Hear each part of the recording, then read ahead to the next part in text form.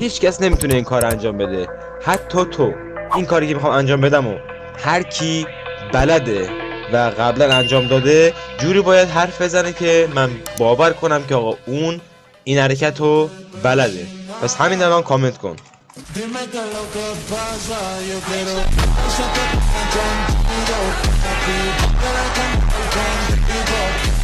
اگه بلدی کامنت کن، مطمئنم بلدی. که دیدین اومد با امپولسر تیر سرعتی زد که میبینید الان اینجا خشاب عوض میکنم.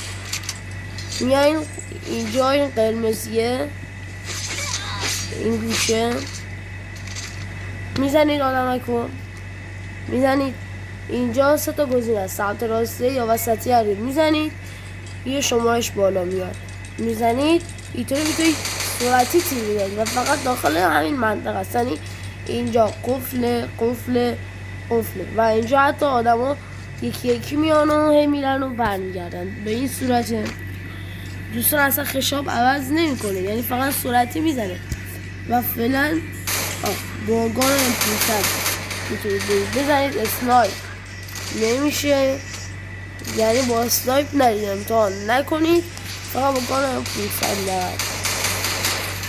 دوستان همونطوری که گفتم این تریک قدیمی بود، فقط گفتم کسایی که نمیدونن هم بدونن، هم به رفیقمون بگیم که این تریک رو همه بلدن. خب تا ویدیوی دیگه گود بای.